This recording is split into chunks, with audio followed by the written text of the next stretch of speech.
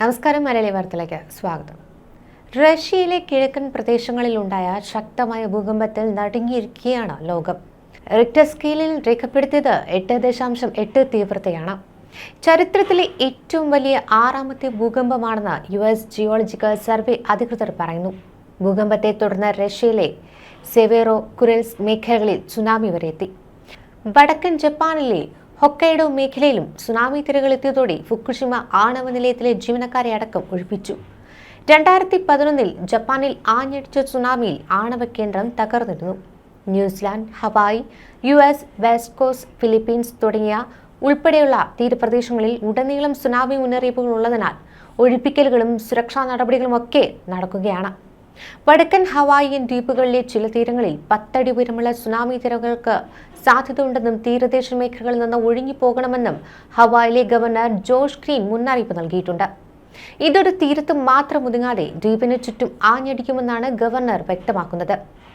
ഭൂകമ്പം ഉണ്ടായതിന് പിന്നാലെ ജപ്പാനിലും റഷ്യയിലും കൂറ്റൻ തിരമാലകളാണ് കരയിലേക്ക് അടിച്ചു കയറിയത്.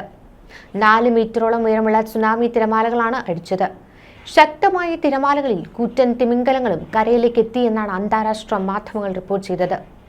ജപ്പാൻ തീരത്തെ തുറമുഖങ്ങൾക്കും കേടുപാടുകൾ ഉണ്ടായി. സുനാമി മുന്നറിയിപ്പ് പുറപ്പെടുവിച്ചതുകൊണ്ട് തന്നെ ആയിരക്കണക്കിന് ആളുകളെ ജീവൻ രക്ഷിക്കുവാൻ കഴിഞ്ഞു. ജപ്പാനിൽ 1 മീറ്ററിലേറെ ഉയരമുള്ള സുനാമി തിരകൾ തീരത്തടിച്ചതിനെ തുടർന്ന് ഒരാൾ മരിച്ചതായി ജപ്പാൻ ടൈംസ് റിപ്പോർട്ട് ചെയ്യുന്നു. അമേരിക്കയും അതീവ ജാഗ്രതയിൽ തന്നെയാണ്. ഹവായിൽ സുനാമി തിരകൾ ഉണ്ടായി. അതേസമയം നാശനഷ്ടങ്ങൾ ഉണ്ടാകുവാൻ പ്രാപ്തമായ തിരമാലകളല്ല എന്നത് ആശ്വാസം പകരുന്ന വാർത്തയായിരുന്നു. ഇവിടെയും ആയിരക്കണക്കിന് ആളുകളെയായിരുന്നു മാറ്റിപ്പാർപ്പിച്ചിരുന്നത്. സുനാമി മുന്നറിയിപ്പിനെ തുടർന്ന് മാറ്റിപ്പാർപ്പിച്ച സ്ഥലങ്ങൾ ഇപ്പോൾ സുരക്ഷിതമാണെന്നാണ് അധികൃതർ അറിയിക്കുന്നത്. റഷ്യയിലുണ്ടായ വൻ ഭൂകമ്പത്തെ തുടർന്ന് പസഫിക് സമുദ്രത്തിൽ ഉടനീളം സുനാമി മുന്നറിയിപ്പുകൾ പുറപ്പെടുവിക്കുകയായിരുന്നു. മെക്സിക്കോ, ഇക്വഡോർ, കൊളംബിയ എന്നിവിടങ്ങളിൽ തീരപ്രദേശത്ത് ജാഗ്രത നിലനിൽക്കുകയാണ്. ഓസ്ട്രേലിയ, ന്യൂസിലാൻഡ്, ടോങ്ക, തായ്വാൻ എന്നിവിടങ്ങളിൽ 1 മീറ്റർ വരെ ഉയരത്തിൽ സുനാമി തിരമാലകൾ ഉണ്ടാകുവാൻ സാധ്യതയുണ്ടെന്നും പ്രവചനമുണ്ട്. അമേരിക്കയിൽ സുനാമി മുന്നറിയിപ്പിനെ തുടർന്ന് ഹവായിലെ ഹിലോ അന്താരാഷ്ട്ര വിമാനത്താവളം അടച്ചിരുന്നു. ഹവായിലെ കഹുലുയി വിമാനത്താവളത്തിലെ എല്ലാ വിമാനങ്ങളും റദ്ദാക്കി. യാത്രക്കാർ ടെർമിനലിൽ അഭയം പ്രാപിച്ചു.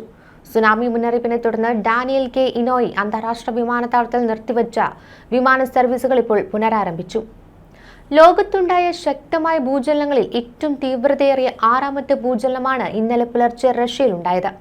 ഇതിനു മുൻപുണ്ടായ ശക്തമായ ഭൂചലനങ്ങൾ 1952 കംചട്ക, റഷ്യ 9.0 തീവ്രത. 1960 വാൽഡിവിയ, ചിലി 9.5 തീവ്രത. 1964 അലാസ്ക, അമേരിക്ക 9.2 തീവ്രത. 2004 സുമാത്ര, ഇന്തോനേഷ്യ 9.1 തീവ്രത.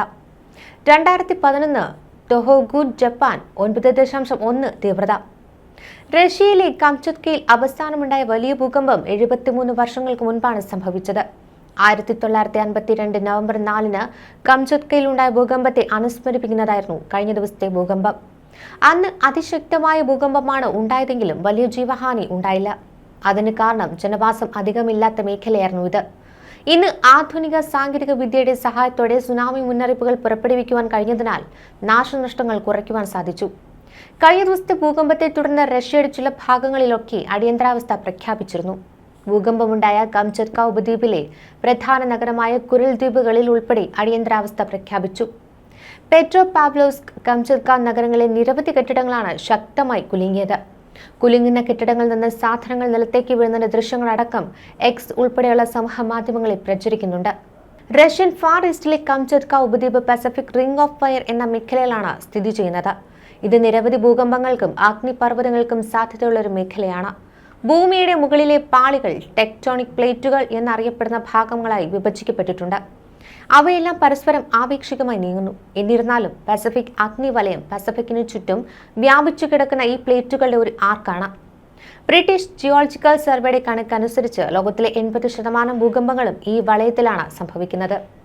പസഫിക് പ്ലേറ്റ് പ്രതിവർഷം ഏകദേശം 8 സെന്റിമീറ്റർ, അതായത് 3 ഇഞ്ച് വടക്ക് പടിഞ്ഞാറോട്ട് നീങ്ങുന്നു. അവിടെ അത് ഒക്കോട്സ്ക് മൈക്രോപ്ലേറ്റ് എന്നറിയപ്പെടുന്ന മറ്റൊരു ചെറിയ പ്ലേറ്റുമായി സമ്പർക്കം പുലർത്തുന്നു. ഈ ചലനം നഖങ്ങൾ വളരുന്നതിന്റെ ഇരട്ടി നിരക്കാണ്. പക്ഷേ ടെക്ടോണിക് മാനദണ്ഡങ്ങൾ അനുസരിച്ച് വേഗതയുള്ളത്.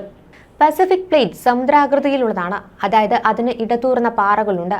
സാന്ദ്രത കുറഞ്ഞ മൈക്രോ പ്ലേറ്റിനടിയിൽ താഴുവാൻ ആഗ്രഹിക്കുന്നു. ഭൂമിയുടെ മധ്യഭാഗത്തേക്ക് താഴുമ്പോൾ അത് ചൂടാവുകയും ഉരുകുവാൻ തുടങ്ങുകയും ഫലപ്രദമായി അപ്രത്യക്ഷമാവുകയും ചെയ്യും. എന്നാൽ ഈ പ്രക്രിയ എല്ലായ്പ്പോഴും സുഗമമായിരിക്കണമെന്നില്ല.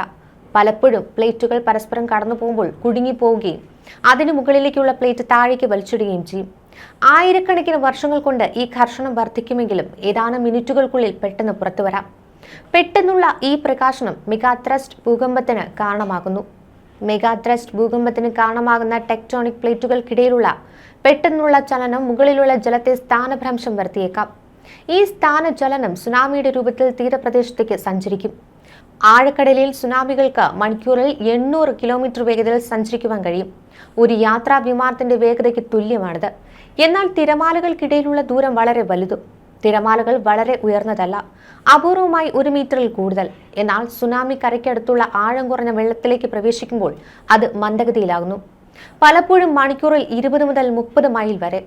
തിരമാലകൾക്കിടയിലുള്ള ദൂരം കുറയുകയും തിരമാലകൾ ഉയരത്തിൽ വളരുകയും ചെയ്യും. ഇത് തീരത്തിനടുത്തേക്ക് ഫലപ്രദമായി ഒരു ജലഭിത്തി സൃഷ്ടിക്കും. എന്നിരുന്നാലും വളരെ ശക്തമായ ഒരു ഭൂകമ്പം വളരെ ഉയരമുള്ള സുനാമിക്ക് ഉൾനാടുകളിലേക്ക് എത്തുമെന്ന് ഒരു തരത്തിലും ഉറപ്പില്ല. റഷ്യൻ അധികൃതരുടെ അഭിപ്രായത്തിൽ ബുധനാഴ്ച ഉണ്ടായ ഭൂകമ്പത്തിൽ കിഴക്കൻ റഷ്യയുടെ ചില ഭാഗങ്ങളിലൊക്കെ 13 അടി ഉയരത്തിലാണ് സുനാമി തിരമാലകൾ ഉണ്ടായത്. 2004 ഇന്ത്യൻ മഹാസമുദ്രത്തിലും 2011 ജപ്പാനിലും 10,000 മീറ്റർ ഉയരത്തിൽ തിരമാലകൾ ഉണ്ടായില്ല. തീരത്തിനടുത്തുള്ള കടൽ തീരത്തിന്റെയും അത് എത്തുന്ന കരയുടെയും പ്രാദേശിക ആകൃതികളുടെയും സുനാമി തിരമാലകളുടെ ഉയരത്തെ സ്വാധീനിക്കുന്നുവെന്നാണ് സതാംപ്ടൺ സർവകലാശാലയിലെ ടെക്ടോണിക് പ്രൊഫസർ ലിസ മാക്നിൽ പറയുന്നത്. ഈ ഘടകങ്ങൾ തീരദേശത്തെ ജനസാന്ദ്രതയ്ക്കൊപ്പം ആഘാതം വളരെ ഗുരുതരമാക്കുകയും ചെയ്യുന്നു.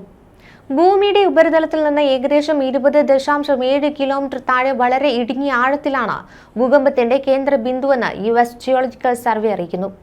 ഇത് കടൽ തീരത്തിന്റെ കൂടുതൽ സ്ഥാനചലനത്തിനും അതുവഴി വലിയ സുനാമി തിരമാലയ്ക്കും കാരണമാകും. ഈ സുനാമി അത്ര ഭയാനകമല്ലാതായത് മറ്റൊരു പ്രധാനപ്പെട്ട ഘടകം മെച്ചപ്പെട്ട മുൻകൂർ മുന്നറിയിപ്പ് സംവിധാനങ്ങൾ ഉള്ളതുകൊണ്ടാണ്. ഭൂകമ്പം എപ്പോൾ സംഭവിക്കുമെന്ന് പ്രവചിക്കുവാൻ ശാസ്ത്രജ്ഞർക്ക് ഇപ്പോൾ കഴിവുള്ളതുകൊണ്ട് അത് പ്രധാനമാണ്. പസഫിക് മേഖലയിൽ ഭൂകമ്പങ്ങൾ കൂടുതലായി ഉണ്ടാകുന്നതിനാൽ പല രാജ്യങ്ങളും സുനാമി കേന്ദ്രങ്ങളുണ്ട്. അവ പൊതുജനങ്ങൾക്ക് ഒഴിഞ്ഞുപോകാൻ പൊതു അറിയിപ്പുകൾ വഴി മുന്നറിയിപ്പ് നൽകുന്നുണ്ട്. 2004 ബോക്സിംഗ് ഡേ സുനാമി ഉണ്ടായപ്പോൾ അത്തരമൊരു സംവിധാനം നിലവിലില്ലായിരുന്നു. മെഗാത്രസ്റ്റ് ഭൂകമ്പത്തിന് 10 ദിവസം മുൻപ് ഇതേ മേഖലയിൽ 7.4 തീവ്രത രേഖപ്പെടുത്തിയ ഭൂകമ്പം US ജിയോളജിക്കൽ സർവേ രേഖപ്പെടുത്തി. അതൊരു ഫോർഷോക്ക് ആയിരിക്കാം, അതായത് ഊർജത്തിന്റെ നേരെയുള്ള പ്രകാശനം. പക്ഷേ ഭാവിയിലെ ഭൂകമ്പത്തിന്റെ കൃത്യമായ സമയം പ്രവചിക്കുവാൻ ഇത് സഹായിക്കില്ലെന്ന് പ്രൊഫസർ മാക്നിൽ പറയുന്നു. പ്ലേറ്റുകൾ എത്ര വേഗത്തിൽ നീങ്ങുന്നുവെന്നതും നിലവിലെ ചലനങ്ങൾ അളക്കുവാൻ GPS ഉപയോഗിക്കാനും മുമ്പ് ഭൂകമ്പങ്ങൾ എപ്പോൾ ഉണ്ടായി എന്ന് നമുക്ക് അറിയാമെങ്കിലും ഭൂകമ്പ സാധ്യത പ്രവചിക്കാൻ മാത്രമേ ഈ വിവരങ്ങൾ ഉപയോഗിക്കുവാൻ കഴിയൂ എന്നും അവർ പറയുന്നു. ന്യൂസ് ഡെസ്ക് മലയാളി വാർത്ത.